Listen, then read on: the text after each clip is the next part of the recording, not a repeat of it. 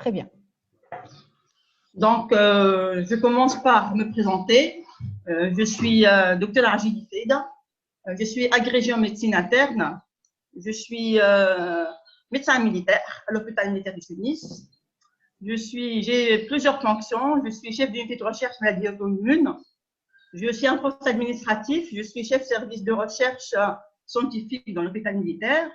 Je suis fondatrice et présidente d'un comité de DPC pour le personnel paramédical depuis 2016 et je suis trésorière du bureau de la STMI. Donc, c'est un vrai plaisir d'être parmi vous, même virtuellement. Je remercie Célim et toute l'équipe pour tous ces efforts fournis, en fait, pour réussir ce premier, en fait, télécongrès. En fait, voici l'agenda que j'ai choisi. Après un bref rappel physiopathologique, je vais insister sur les manifestations cliniques pour dire que le Covid, c'est une maladie systémique. Chaque jour, sort un ou plusieurs papiers pour décrire en fait une nouvelle manifestation clinique. Et je vais terminer pour certaines hypothèses thérapeutiques, surtout pour apporter des ressemblances entre les protocoles thérapeutiques utilisés en médecine interne et dans cette virose. Donc, le coronavirus 2 du syndrome respiratoire aigu sévère appelé SARS-CoV-2, on le sait tous, il appartient en fait à la famille des virus qui se caractérisent par leur couronne de protéines dites spike S, ce qui leur donne en fait le nom de coronavirus. Mais comment ce virus en fait va pénétrer dans les cellules et se répliquer? Donc, ce qu'on sait à l'heure actuelle, c'est que le virus va se lier, comme vous voyez ici, par les spikes. Il va se lier au récepteur de l'enzyme de conversion des anthocyanes à travers les spikes de surface et va pénétrer à l'intérieur des cellules pour se répliquer. Maintenant, quels sont les organes qui possèdent des récepteurs pour que le virus s'y fixe? En fait, le passage systémique du virus se fait en fait dans plusieurs organes, mais spécialement au niveau du cerveau, au niveau du cœur, au niveau du poumon, au niveau du rein, au niveau des testicules, ce qui explique en fait la toxicité respectivement cardiaque, pulmonaire, insuffisance rénale. Mais jusqu'au jour d'aujourd'hui, on n'a pas encore décrit des lésions testiculaires. Peut-être on n'a pas cherché chez les patients souffrant en réanimation. Parce que généralement, si on cherche, on peut trouver. Voici donc le SARS-CoV-2. Et pour moi, c'est un virus en fait un double face. Une face virale, comme tous les virus, mais aussi une face systémique qui pourrait expliquer aussi que le Covid soit une maladie systémique. L'hypothèse à partir de laquelle je vais faire ma présentation, c'est que la première période de la virémie, c'est le virus qui va intervenir, donc c'est la phase infectieuse qui est en relation avec l'infection par les virus RAS2. Par la suite, c'est la phase systémique inflammatoire qui survient en quelques jours. Donc, elle est en relation avec une atteinte multiviscérale, à l'instar des maladies systémiques. Et je vais illustrer maintenant le visage systémique de cette virose. On a eu déjà une présentation sur les différentes manifestations cliniques, donc vous avez déjà un petit rappel. Et là, dans cette diapo qui illustre la fréquence des symptômes de Covid-19 dans une série chinoise confirmée au laboratoire, portant sur 55 924 patients. Et on sait tous que la fièvre, la toux sèche et la fatigue sont les symptômes courants de l'infection, bien qu'ils ne soient pas constants. Viennent par la suite des signes moins fréquents, comme l'essoufflement, le mal de gorge, le maux de tête. Et enfin, le patient peut se présenter avec un tableau digestif, de nausées, vomissements et carrément de diarrhée. Donc, dans nos autres séries chinoises portant sur 44 000 patients, donc la présentation clinique en fait a été décrite non spécifique et très variable. Et le poumon reste l'organe le plus touché. Le tableau clinique va de la simple pneumonie asymptomatique à la pneumonie sévère. Donc, voici une description de la sévérité de la maladie d'après les Chinois. Heureusement, donc on va commencer par une note positive. Heureusement qu'aux 80% des malades sont peu symptomatiques ou ont déjà une forme donc, qui n'est pas très sévère. Et seulement 5% passent en réanimation. Ils vont nécessiter là donc une assistance respiratoire artificielle. Donc, les signes cliniques, certes, sont inconstants, polymorphes, mais il faut savoir qu'il y a deux signes qui sont alarmants. Donc, chez un patient Covid+, il peut rester donc avec peu de signes, il peut rester stable, mais une fois le patient s'est plaint d'une douleur thoracique ou d'une difficulté à la respiration, là, c'est la saignée d'alarme parce que là, on peut avoir un tableau de myocardite, un tableau de pneumonie sévère, et là, il faut une prise en charge particulière. Le passage systémique en fait, du virus va se traduire au niveau du cerveau. Donc, au niveau du cerveau, on peut assister à un tableau d'encéphalite. Au niveau des yeux, c'est la conjonctivite qui a été décrite. Le foie peut aussi être touché avec une cytolyse et parfois des stéatoses hépatiques et une confirmation histologique du Covid au niveau du système digestif. Et les patients peuvent se venir aussi donc, avec un tableau de diarrhée-vomissement en rapport avec le virus qui peut donc être incrusté au niveau du duodénum, au niveau du rectum. Sur le plan pulmonaire, on le sait tous, ça peut aller d'une simple pneumonie à un syndrome de détresse respiratoire aiguë. Le corps, c'est l'organe phare du corps, il peut être touché. Ça peut s'agir d'un simple trouble du rythme. La myocardite peut être très sévère et des tableaux d'insuffisance cardiaque ont été déjà décrits. Les reins sont incriminés. Je pense qu'on aura tout à l'heure une conférence sur le tropisme rénal du Covid. Maintenant, voici une diapo, donc je me suis permise de mettre pour vous montrer en fait les similitudes cliniques entre le Covid-19 et le virus systémique. Vous voyez que pratiquement, il y a une grande ressemblance clinique par rapport aux organes touchés au niveau du lupus, mais aussi du niveau du Covid. Je citerai le cerveau avec l'atteinte neurologique centrale, le corps avec la myocardite, les reins, la peau aussi, comme on va voir tout à l'heure, le tropisme cutané et l'atteinte articulaire et des myalgies ont aussi décrit dans le Covid, mais aussi dans le lupus systémique. Donc, le Covid a beaucoup de tropismes, un tropisme neurologique, il a un tropisme digestif, il a un tropisme vasculaire et un tropisme cutané. En tant qu'interniste, je vais insister sur le tropisme vasculaire et le tropisme cutané parce que ces deux tableaux cliniques vont mimer une vraie vascularité systémique, comme je vais essayer de démontrer. En fait, le tropisme vasculaire, on a pu récemment comprendre un des mécanismes en fait, de lésion de TRACE2, comme ceci a été décrit par les séries autopsiques des Italiens. En fait, le virus possède un tropisme vasculaire, il va attaquer, comme vous voyez ici, la cellule endothéliale et la paroi vasculaire. Il va se fixer ici, il va mimer carrément une vascularité. Par ailleurs, il va se fixer aux cellules grâce à sa protéine spike, ce qui mérite aussi d'être souligné le caractère auto-humain de ce Covid-19. Des embolies pulmonaires et des microthromboses sont observés au niveau pulmonaire surtout, mais aussi ils peuvent être vus au niveau du cerveau, du foie, des reins, des intestins et au niveau de la peau. Et on va voir après les acrosyndromes avec des microthrombie au niveau des doigts.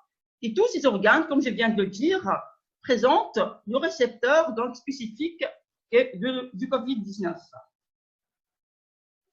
Les complications thromboemboliques sont fréquentes, peuvent être graves. Et déjà, quand on lit les articles et les publications, et on sait chaque jour qu'il y a un article qui sort sur ça, et heureusement qu'ils sont ouverts, hein, New England JAMA, ainsi de suite.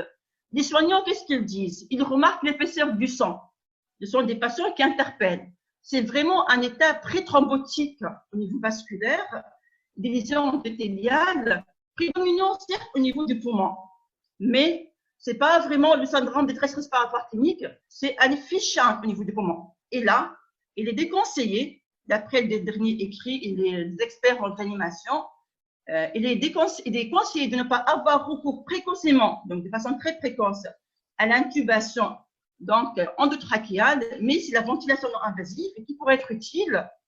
Pourquoi? Pour empêcher l'aggravation des lésions pulmonaires provoquées par la ventilation mécanique.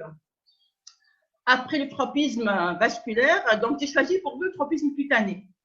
Donc, comme vous voyez ici, donc c'est des patients qui ont un Covid positif, qui ont décrit, soit c'est le médecin qui a découvert ça, soit de façon en fait fortuite, un individu, ça a été décrit dans une revue internationale.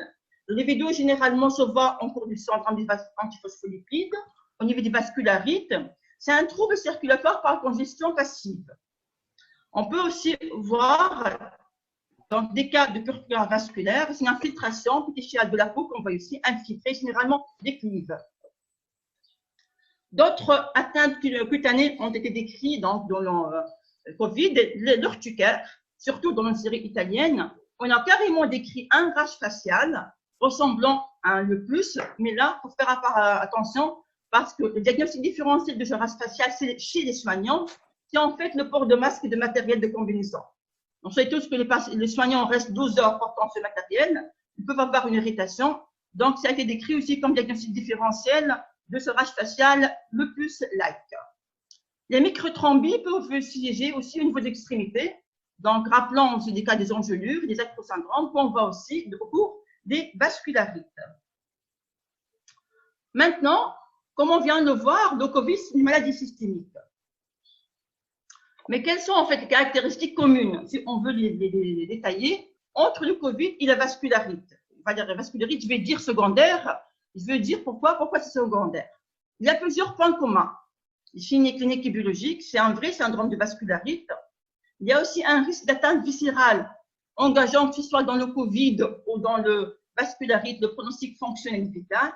Certes, une urgence diagnostique et thérapeutique. Il y a une difficulté fréquente aussi pour intégrer les différents éléments cliniques et biologiques et histologiques en complément de la radiologie. Et ce qu'il faut souligner, c'est qu'il faut mettre en place un traitement adapté, adapté à la forme clinique. Est-ce qu'on est au début de la maladie? Et là, c'est la phase virale sur laquelle il faut donc agir par les antiviraux. Ou est-ce qu'on est face à un patient à G7, G5 qui a en fait un aura cytoclinique? Et là, c'est la phase clinique. Et là, la conduite thérapeutique doit sûrement changer. Donc, pour les non-internistes, je rappelle la classification des vascularites. Il y a les vascularites primitives, ici donc, vascularites, classification très connue. Ce sont des vascularites rentrant dans un groupe d'affections caractérisé par une atteinte inflammatoire des vaisseaux sanguins.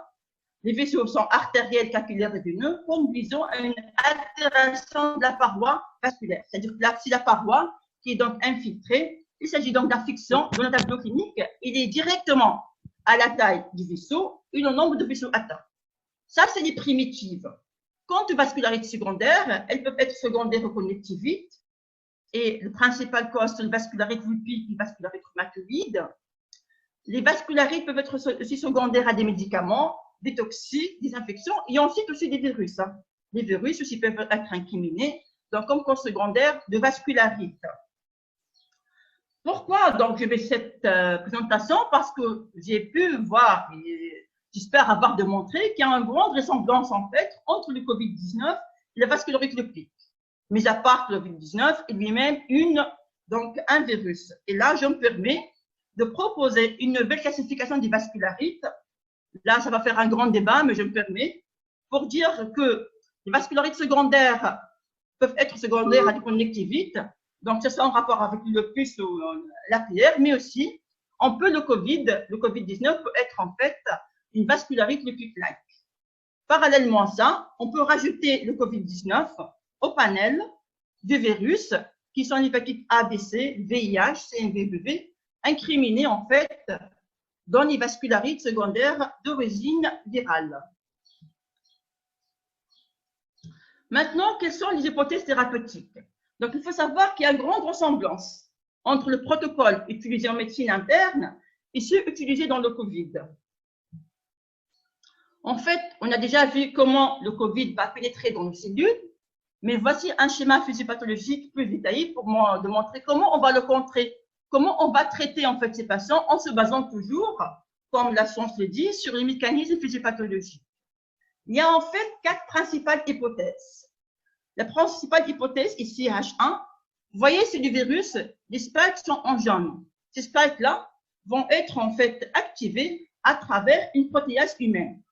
Donc, la première hypothèse, ce sont des molécules qui vont inhiber cette protéase humaine, c'est-à-dire des molécules qui vont inhiber en fait l'activation des spikes, d'où l'inhibition de l'entrée du virus dans la cellule. C'est le premier mécanisme. Le deuxième mécanisme, c'est l'épidose 2. En fait, à ce niveau-là, ça se passe la synthèse de l'ARN messager, la duplication de l'ARN génomique virale. Il y a des médicaments qui sont toujours dans le test, c'est des essais cliniques qui sont en cours, qui vont inhiber la réplication virale. Troisième mécanisme, et là je m'adresse à tout le monde sur le plaquenil là, qui va intervenir. Et par quel mécanisme? Il y a deux mécanismes. Le plaquenil, en fait, va inhiber l'entrée ici du virus dans la cellule, mais aussi il va inhiber l'endocytose. Donc, ce sont les deux mécanismes physiopathologiques expliquant l'intérêt de cette molécule dans cette virose. Et le quatrième mécanisme, ça se passe au niveau du noyau, comme vous voyez ici, c'est en fait l'inhibition et l'inhibition du JAK2. Et voici maintenant, j'ai relevé les carreaux hypothèses pour vous montrer les différentes molécules qui sont actuellement en cours d'essai.